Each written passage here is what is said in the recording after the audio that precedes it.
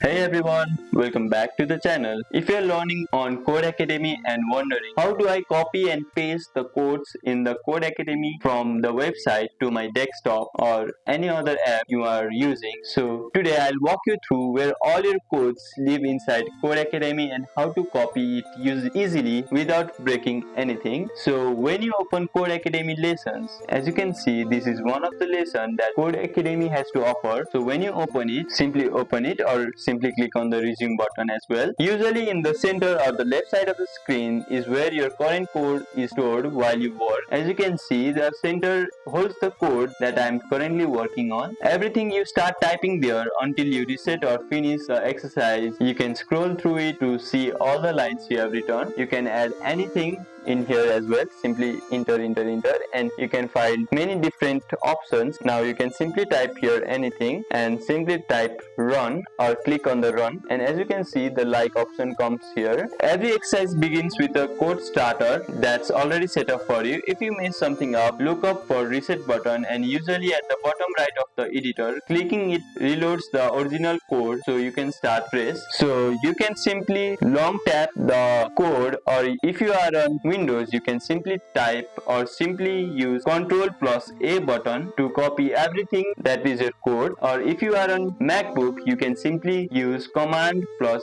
C to copy. Now you can simply open any place you like. Suppose you want to paste it on a different page, so you can simply paste it here. As you can see, it is already pasted here, and you can search like that. If you want to keep your code for later, paste it into your own editor like VS Code or Notepad++ or even Notepad. This is great for building your own code library as you learn. And that's it. Or now you know how to find your code in Codecademy and how to copy and paste it like a pro. If this video helped you out, hit that like button, subscribe for more quick coding tips, and let me know in the comments which Codecademy course you are learning right now. Thank you for watching, and I'll see you in the next one.